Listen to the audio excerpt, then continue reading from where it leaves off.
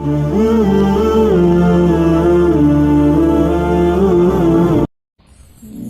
آپ پوچھیں گے کہ پورا مسلمان بننے کا مطلب کیا ہے؟ آئیے میں آپ کو بتاؤں کہ سچا مسلمان کسے کہتے ہیں اور ایمان کے معنی کیا ہیں۔ آپ کو معلوم ہے کہ انسان ایک کلمہ پڑھ کر مسلمان بنتا ہے، اور وہ کلمہ بھی کچھ بہت زیادہ لمبا چوڑا نہیں ہے، صرف چند لفظ ہیں۔ لا الہ الا اللہ محمد الرسول اللہ، اللہ کے سوا کوئی خدا نہیں، محمد اللہ کے رسول ہیں۔ ان الفاظ کو زبان سے ادا کرتے ہی آدمی کچھ سے کچھ ہو جاتا ہے۔ پہلے کافر تھا، اب مسلمان ہو گیا۔ پہلے ناپاک تھا، اب پاک ہو گیا۔ پہلے خدا کے غضب کا مستحق تھا، اب اس کا پیارا ہو گیا۔ پہلے دوزخ میں جانے والا تھا، اب جنت کا دروازہ اس کے لیے کھل گیا۔ اور بات صرف اتنے ہی پر نہیں رہتی، یہ کلمہ ایسی چیز ہے جو غیروں کو ایک دوسرے سے ملا دیتی ہے اور اپنوں کو ایک دوسرے سے کاٹ دیتی ہے۔ باپ اگر کلمہ پڑھنے والا ہے اور بیٹا اس سے انکار کرتا ہے تو گویا باپ باپ نہ رہا اور بیٹا بیٹا نہ رہا۔ باپ کی جائیداد سے اس بیٹے کو ورثہ نہ ملے گا۔ گویا اس کلمے کا زور اتنا ہے کہ خون اور رحم کے رشتے بھی اس کے مقابلے میں کچھ نہیں ہیں۔ اب ذرا اس بات پر غور کرو کہ یہ اتنا بڑا فرق جو آدمی اور آدمی میں ہو جاتا ہے، یہ آخر کیوں ہوتا ہے؟ کلمے میں ہے کیا؟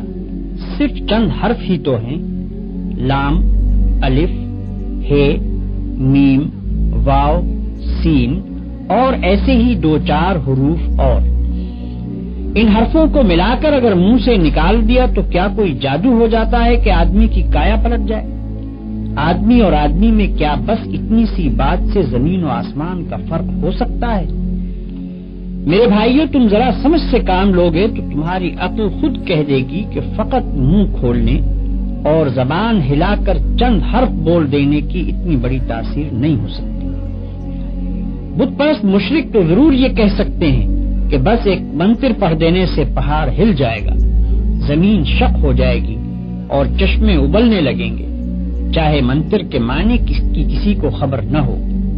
مگر اسلام میں یہ بات نہیں ہے۔ یہاں اصل چیز معنی ہے۔ الفاظ کی تاثیر معنوں سے ہے۔ معنی اگر نہ ہو اور وہ دل میں نہ اتریں اور ان کے زور سے تمہارے خیالات، تمہارے اخلاق اور تمہارے اعمال نہ بدلیں تو نرے الفاظ بول دینے سے کچھ بھی اثر نہ ہوگا۔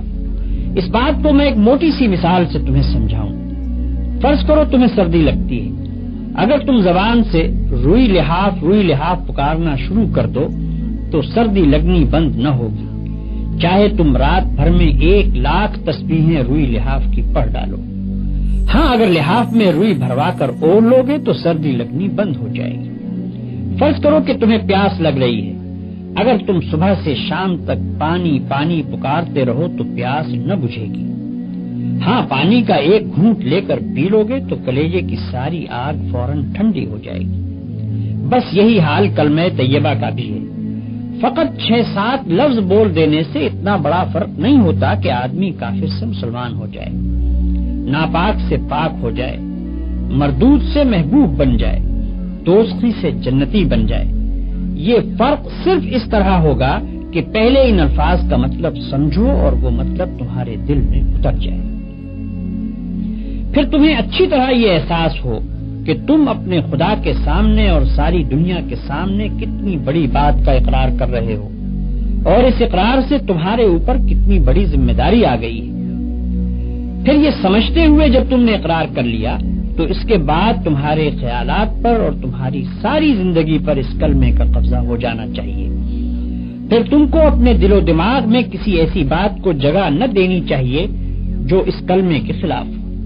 پھر تم کو ہمیشہ کے لیے بالکل فیصلہ کر لینا چاہیے کہ جو بات اس کلمے کے خلاف ہے وہ جھوٹی ہے اور یہ کلمہ سچا ہے۔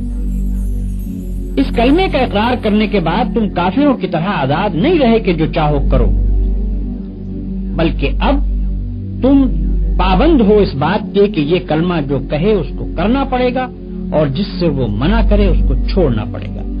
اس طرح کلمہ پڑھنے سے آدمی مسلمان ہوتا ہے، اور اس طرح کلمہ پڑھنے کی وجہ سے آدمی اور آدمی میں اتنا بڑا فرق ہوتا ہے جس کا ذکر میں نے ابھی تم سے کیا۔ آؤ اب میں تمہیں بتاؤں کہ کلمے کا مطلب کیا ہے۔ کلمے کے معنی یہ ہیں کہ اللہ کے سوا کوئی اور خدا نہیں ہے اور حضرت محمد صلی اللہ علیہ وسلم اللہ کے رسول ہیں۔ کلمے میں الہ کا جو لفظ آیا ہے اس کے معنی خدا کے ہیں۔ خدا اس کو کہتے ہیں جو مالک ہو، حاکم ہو، خالق ہو، پالنے اور پوسنے والا ہو، دعاؤں کا سننے اور قبول کرنے والا ہو اور اس کا مستحق ہو کہ اس کی عبادت کی جائے۔ اب جو تم نے لا الہ الا اللہ کہا تو اس کے معنی یہ ہوئے کہ اول تو تم نے یہ اقرار کیا کہ یہ دنیا نہ تو بے خدا کے بنی ہے اور نہ ایسا ہی ہے کہ اس کے بہت سے خدا ہوں، بلکہ دراصل اس کا خدا ہے اور وہ خدا ایک ہی ہے اور اس ایک ذات کے سوا خدائی کسی کی نہیں ہے۔ دوسری بات جس کا تم نے کلمہ پڑھتے ہی اقرار کیا وہ یہ ہے کہ وہی ایک خدا تمہارے اور سارے جہان کا مالک ہے۔ تم اور تمہاری ہر چیز اور دنیا کی ہر شے اس کی ہے۔ خالق وہ ہے، رازق وہ ہے، موت اور زندگی اس کی طرف سے ہے، مصیبت اور راحت بھی اسی کی طرف سے ہے۔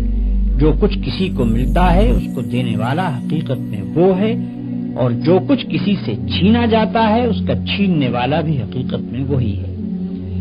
ڈرنا چاہیے تو اس سے، مانگنا چاہیے تو اس سے، سر جھکانا چاہیے تو اس کے سامنے، عبادت اور بندگی کی جائے تو اس کی، اس کے سوا ہم کسی کے غلام اور بندے نہیں اور اس کے سوا کوئی ہمارا آقا اور حاکم نہیں۔ ہمارا اصلی فرض یہ ہے کہ اسی کا حکم مانیں اور اسی کے قانون کی پیروی کریں۔ یہ عہد و پیمان ہے جو لا الہ الا اللہ پڑھتے ہی تم اپنے خدا سے کرتے ہو اور ساری دنیا کو گواہ بنا کر کرتے ہو۔ اس کی خلاف ورزی کرو گے تو تمہاری زبان، تمہارے ہاتھ پاؤں، تمہارا رونگٹا رونگٹا اور زمین اور آسمان کا ایک ایک ذرہ جس کے سامنے تم نے جھوٹا اقرار کیا تمہارے خلاف خدا کی عدالت میں گواہی دے گا، اور تم ایسی بے بسی کے عالم میں وہاں کھڑے ہوگے کہ ایک بھی گواہ تم کو صفائی پیش کرنے کے لیے نہ ملے گا۔ دنیا کی پولیس سے تم اپنا جرم چھپا سکتے ہو، خدا کی پولیس سے نہیں چھپا سکتے۔ دنیا کی پولیس رشوت کھا سکتی ہے، خدا کی پولیس رشوت کھانے والی نہیں۔ دنیا کے گواہ جھوٹ بول سکتے ہیں، خدا کے گواہ بالکل سچے ہیں۔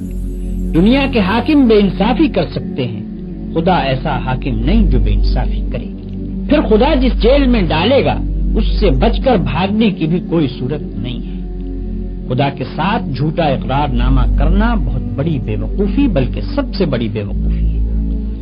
جب اقرار کرتے ہو تو خوب سوچ سمجھ کر کرو اور اس کو پورا کرو، ورنہ تم پر کوئی زبردستی نہیں ہے کہ خواہ مخواہ زبانی ہی اقرار کر لو، کیونکہ خالی خولی زبانی اقرار محض بیکار ہے۔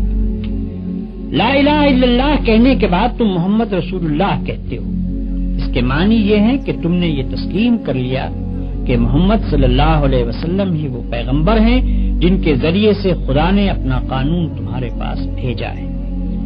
خدا کو اپنا آقا اور شہنشاہ مان لینے کے بعد یہ معلوم ہونا ضروری تھا کہ اس شہنشاہ کے احکام کیا ہیں۔ ہم کون سے کام کریں جن سے وہ خوش ہوتا ہے اور کون سے کام نہ کریں جن سے وہ ناراض ہوتا ہے، کس قانون پر چلنے سے وہ ہم کو بخشے گا اور اس کی خلاف ورزی کرنے پر وہ ہم کو سزا دے گا۔ یہ سب باتیں بتانے کے لیے خدا نے محمد صلی اللہ علیہ وسلم کو اپنا پیغامبر مقرر کیا۔ آپ صلی اللہ علیہ وسلم کے ذریعے سے اپنی کتاب ہمارے پاس بھیجی اور آپ نے خدا کے حکم کے مطابق زندگی بسر کر کے ہم